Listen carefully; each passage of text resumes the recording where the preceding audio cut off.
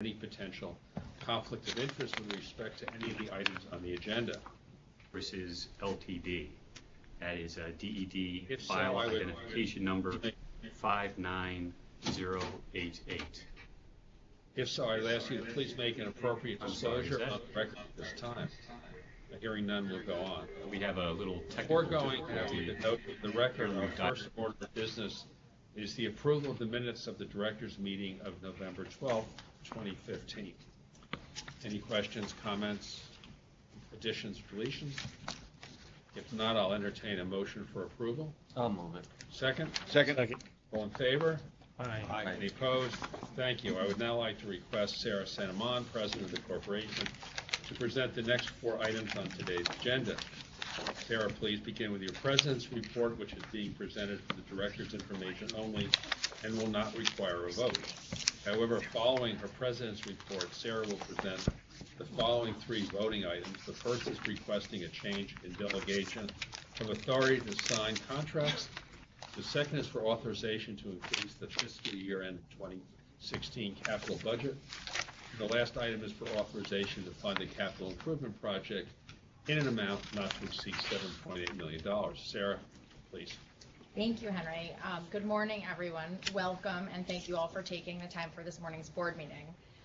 As Henry mentioned, we have 3 items on today's agenda, which we will move through very quickly. But before going to that, I wanted to begin with just a short update to bring the board up to speed on the exciting Javits expansion that the governor announced earlier in January of this year. As you likely heard through the governor's press conference on January 7th, CCDC is moving ahead with an exciting new expansion. All of the project components were part of a very broad project scope back in 2005 when the state embarked upon an ambitious plan for the convention center and for the west side. At the time, and as we've talked about in past board meetings, the initial project build scope was scaled back to meet our then available budget. The first phase of the project was therefore limited to the renovation work that you're all very familiar with, that we completed on time and on budget in the end of 2014. Over the course of the last year, we've continued to analyze our expansion options from an operational, logistical, engineering, cost, and value points of view. And through this analysis, we've developed a plan to advance what we think is a really exciting and important phase 2. We think it's the right program to build upon the recent renovation and to keep Javits competitive. We also think it's the right program for the Hudson Yards community, and we think it'll add meaningful economic activity for New York State. So the Phase 2 expansion is comprised of the following 4 components. A 4-story truck marshaling facility that will be large enough to hold all of the semis servicing Javits, which is approximately 20,000 trucks per year. Approximately 100,000 square feet of new expo space, the largest ballroom on the East Coast, and about 35,000 square feet of new meeting room space. So I'll just mention a word on each of these 4 components.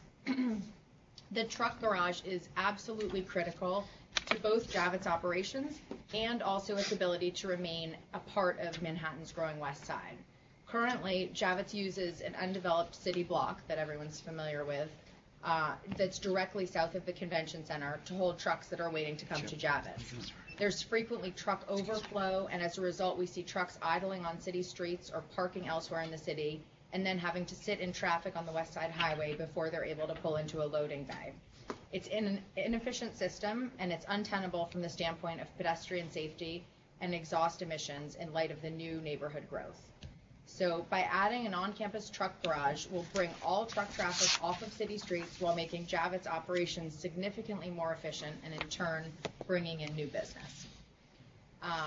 The new expo space allows us to meet a very important industry benchmark of 500,000 square feet of contiguous expo space.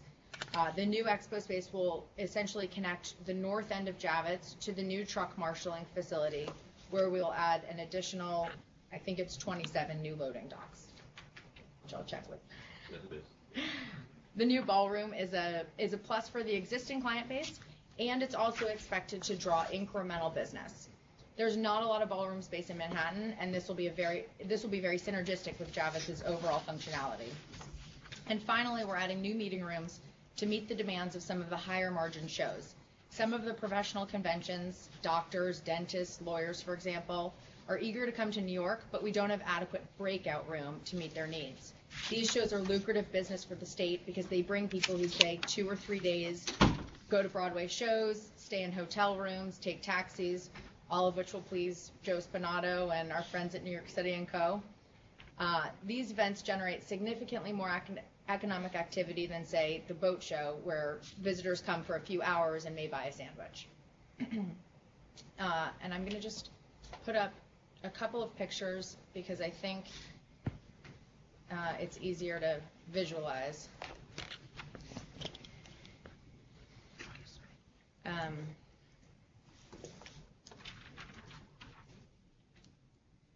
Oh, it's behind.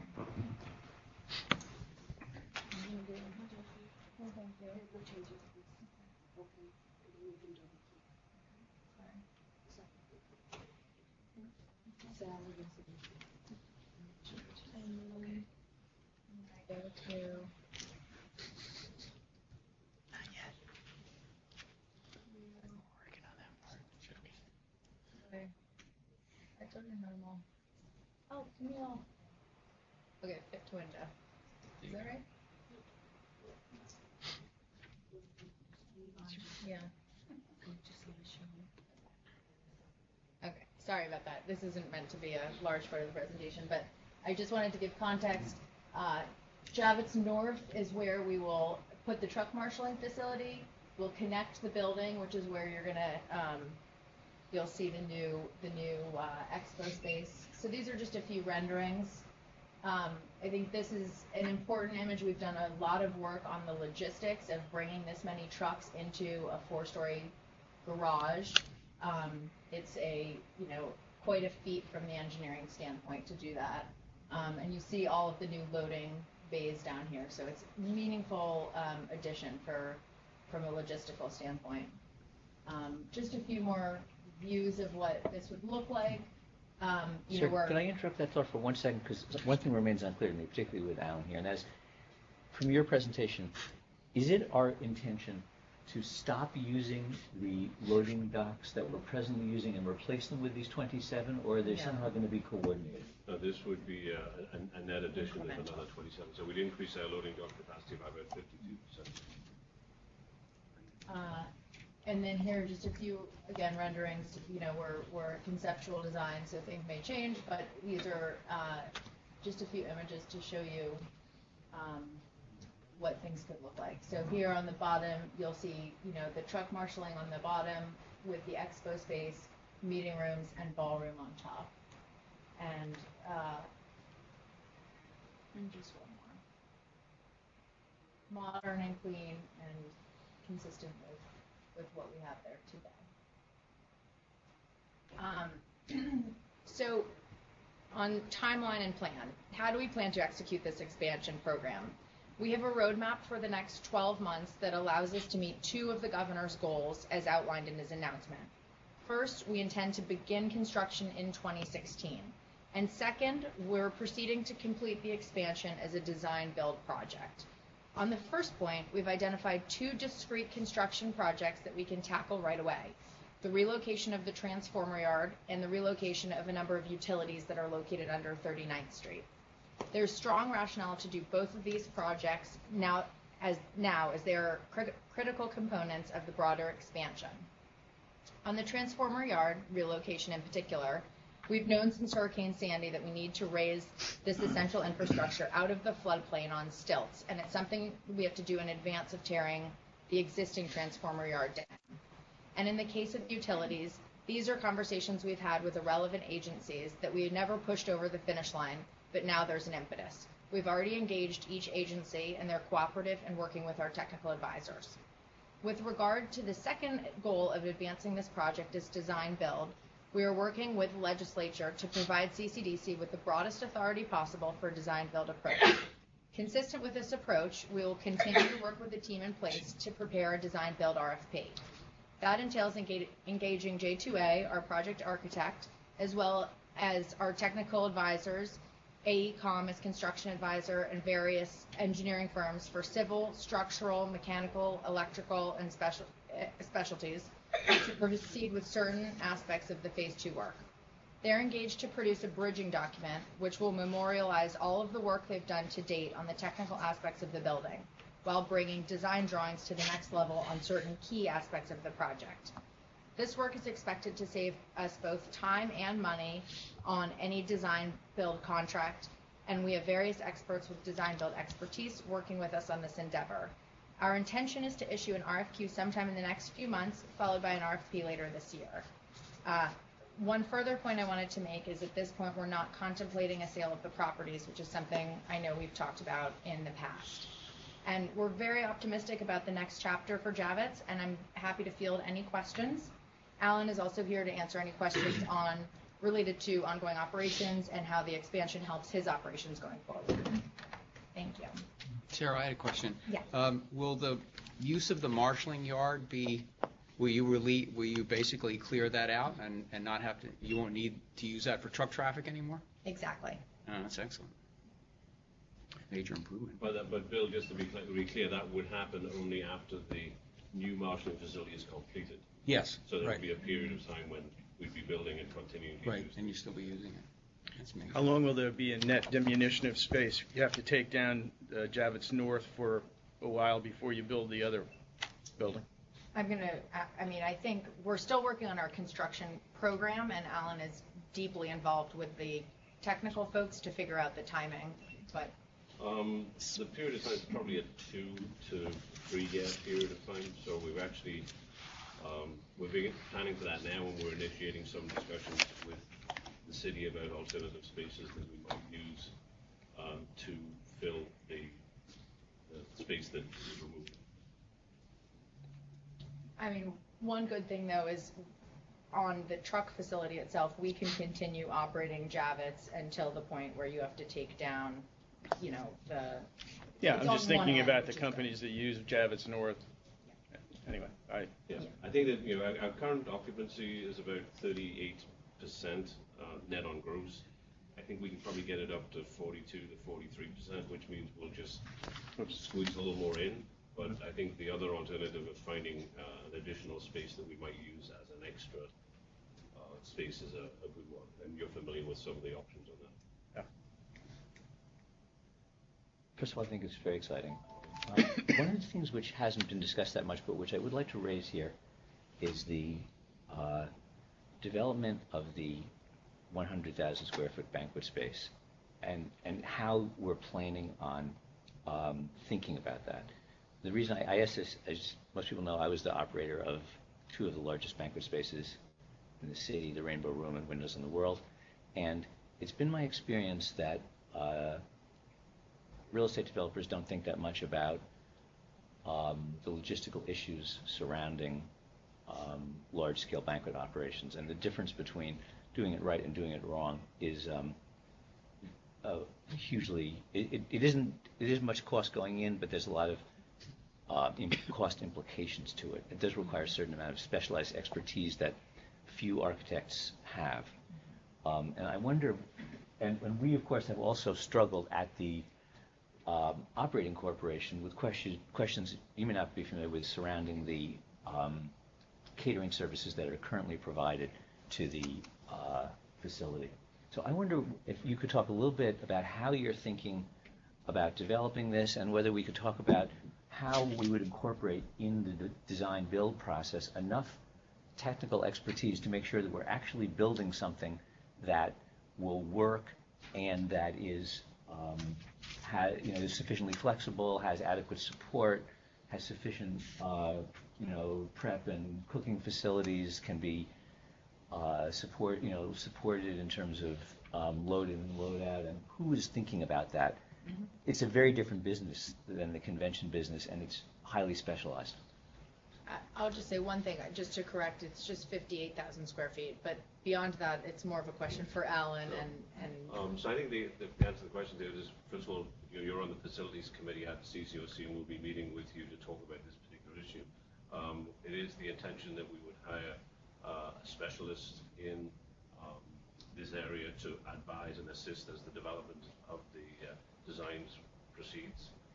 And We've actually started to meet already to discuss programmatic components. We're in the very early stages of that now, but we'll be putting out, I think there'll be an RFP goes out for a consult on the catering side in the next month or so. So the RFQ for design build will include the requirement that the design build entity work with a kitchen banquet expert, or you see what I'm saying? No, so the RFQ is just really getting qualifications for firms. We will design certain elements, where we have a strong need to go deep into the specifics. We have an ability to determine what those are, and we're working through that exercise right now. And we're really at the initial phases. This is probably an area where Alan will have a lot more say, or desire to have more say over what we're telling people we want. So we can be as specific or as not specific as we want to be. And is the intention to make money here? In the banquet, I mean, to me, the addition of a substantial banquet space to this project, obviously it's extremely interesting, but it's a very different business and model. Usually people run banquets like this to make a ton of money, and they can't. It should be highly profitable, but is that why we're doing this? CCOC does not, as you know, exist for the purpose of making That's profit. what I mentioned, yeah. But if profit is to be made and can be used to offset some of our other expenses, then we will obviously take that opportunity. So I think as we're looking at this, we're looking at the base requirement that CCOC has for any space is that it contributes to a primary mission, which is to develop economic impact for the city and state, primarily through the production of hotel rooms for the city. So I think that the banquet business is a little different than that base mission. So there are some things, and we'll actually be talking about this in our CCOC board meeting next month. And finally, have we considered the union issues associated with it? Yes. And I assume this will be a union operation? Yes. Banquet space will be a union operation? One sentence in your presentation, you said there's no plan to sell any of the properties. Were you referring to the block of 3334 and what used to be called Stonehenge? Exactly. Okay. Then my next question is, what's the finance plan for the We are expansion? still working through all of our funding options, and we'll continue working through those as we advance the project. Okay. We're looking at you, Chip. I left my checkbook in the office. Anything else for Sarah? Could I ask, what is the next step of the board involvement in this? Since the RFQ is going to go out sometime, you said, in the next few months, will the board see it before it goes, or what if anything is a board process in this whole design build thing?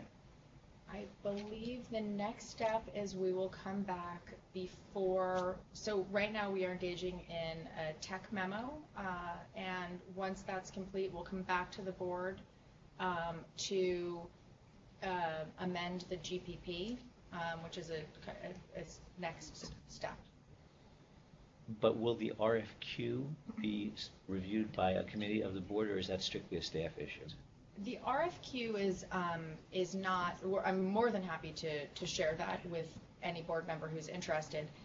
It is a formality, a legal requirement of the design build process. It doesn't involve much about the project. The bigger lift is the RFP, which is at a later phase. And again, to the extent you're interested, I'd welcome advice from the board on that. But the short answer is that the next board action here associated with this will be the approval of what? The GPP. A GPP amendment. Mm-hmm. Exactly. All of this, it's been a decade, but all of this was conceived of and laid out in the GPP, or much of it. So we'll return to that and just refresh everybody on the project. Any other questions for Sarah? If not, why don't we move to the 3 items that require approval? Sarah, I'll ask you to do that. Great. Thank you. So the first item is that we are seeking a change in delegation of authority to sign contracts. This is something that we're seeking to do to mirror what we've done on the ESD board level. Back in 2006, the directors delegated the president or vice president of the corporation to enter into contracts not to exceed $50,000 without coming to the board. We're seeking to increase that to $250,000, after which we would come back to the board. Again, this is to be consistent with the UDC rules as we have them based on last year. Okay, any questions? Just a comment. I was on the board back then, and I think the feeling was that $50,000 was too low then. So certainly I'd be in favor of this. I would just ask that there be some reporting mechanism, as to what was done with that. But I remember specifically when we discussed it back then that people were thinking it should be much higher. So I applaud the change, and I'll support it. Thank you. I should have also asked if there are any comments from the public on any of these items. I don't know if anyone's on. All right, assuming there are no questions on the authority, no further questions besides Michael's, we'll entertain a motion for approval. So moved. Second? Second. All in favor? Aye. Any opposed? Thank you. Sarah will now present the next voting item, which is for authorization to increase the fiscal year 2016 capital budget. Thank you. So at present, CCDC has approximately $4.4 million in capital spending authority for the fiscal year 16 budget. And to date, we've processed invoices totaling approximately $2.4 million, and we have $1.4 million in pending payments. As we talked about at our last board meeting, we are advancing a number of new capital improvement projects. And in relation to this work, we would like to increase the budget to cover a few of the items that we've discussed before, including the fire alarm system and the work we're doing on the east egress to bring that up to code. We're therefore asking to increase the fiscal year 16 capital budget by $4.6 million, which would bring it to an amount not to exceed $9 million for this work. I'd like to, I think this is a good idea, but I don't understand, maybe you can explain why we're doing it this way, rather than simply authorizing the contracts and having at the same time the contract authorization amend the budget. It seems to me like this is kind of an unnecessary step. We have to review the contracts anyway. Is this timing because of the end of the state year? Do you need to do it now? I mean, that's right. Exactly. You try to Annually, try to clean. Annually you approve a budget Right. for the upcoming year, and that's done in March every year. Right. And in order for our finance and treasurers people to be able to close out the year, Right. it needs to balance. And right now it would be out of balance by the amount we're asking for the increase. But why would it be out of balance if you authorize, since we authorize the work on the access or egress or whatever it is, wouldn't that be the moment in which you would authorize the budget, in which you say, okay, there's $1.2 million to build this covered stairway, and we amend the budget by $1.2 million to do that? It's another method of doing it, but it depends on when those changes come along in the year. Right. I mean, at the time that was approved, it was probably within the budget, but other things have occurred along the lines that have now thrown the budget out of balance. Now, I like the idea of sort of cleaning things up before you go into the new fiscal year. I agree with that. Because you never know where the money's. You never know, and so if it's a matter of nailing it now, so we have the access to the resources now. I totally agree with that. I guess my point, the reason I say this is that when the board is considering matters which exceed the budget, I think that the board should be made aware of that at the time, and then if necessary amend the budget, rather than, because what I'm taking from this conversation is that we authorized work which was not within the budget, and that kind of is a troubling idea to me. So I understand where you're coming from. I don't actually think that's what happened in this case. Mm-hmm. I think we brought to the board conceptually through this funding agreement between CCOC and CCDC the idea that we wanted to start tackling some really important life safety issues. Right. To preserve the value of the asset. Clearly, we should do it. There's no dispute about that. Absolutely. The question in my mind is whether we, at the time, we knew we didn't. Yeah. So Sorry. when we had done the original budget that everybody had approved, the board had approved, we hadn't had that conversation yet. We could have brought the budget along with the last discussion of the funding agreement, and perhaps we should have timed it so that we said, we're asking you to approve this funding agreement, these new additional capital improvements, and alongside that, let's make the budget match. And you know, we didn't do that at the time because we weren't focused on it, and now that we are at the, you know, towards the end of the fiscal year, that's exactly what's happened. So we'll try and tie the two together going forward. Thanks. Any other questions, anything from the public? If not, I will entertain a motion for approval. So moved. Second? Second. Yep. All in favor? Aye. Thank you. Okay, now, Sarah, we would like you to present the final item, which is for authorization to fund a capital improvement project in an amount not to exceed $7.8 million. Great, thank you, Henry. So this item is a bit of belts and suspenders because now we do the budget approval, and also we did talk about this as part of the funding agreement, so you're all aware of the work that we're talking about, but we wanted to just be sure that we had, you know, followed the rules, and we are asking for authorization to move ahead with the eastern egress work. This is comprised of a new canopy for the taxi drop, improved drainage for the interior roadway and landscaping, as well as expanded scope of previously approved incidental facility improvements and some life safety work that incorporates advances in technology that's critical to ensure the safety of employees and visitors to the convention center. This work, as Henry mentioned, is budgeted to cost approximately $7.8 million, and we will fund the new scope out of the construction account. Okay. Any questions or comments on this item? What's the life safety work that's referred to? Egress, really. Yeah, I mean, it's a couple of things. One is the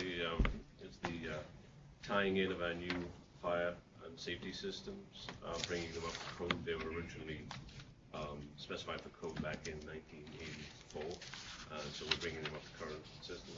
And then the egress issue is the emergency exits from the lower level that come up on 11th Avenue are right now unprotected. So when it snows or rains, we get snow and rain inside the lower level. Plus, the stairs become impassable with snow accumulation, so that we need to clear that up. So we're essentially building a cover to deflect that issue. Any other questions? Any comments from the public? Hearing none, we'll entertain a motion for approval. So moved. Second? Second. All in favor? Aye. Okay, thank you. Before we adjourn, I just want to say personally, thanks for the flexibility on moving the time around. Some of us have turned out to have a conflict that day, and I very much appreciate everybody's flexibility. So we'll take a motion for adjournment, please. So moved. Thank you. Thank you, everybody. Thank you. Yes. Yeah, exactly. I'm going to try to catch you in a few No, I minutes. thought you were-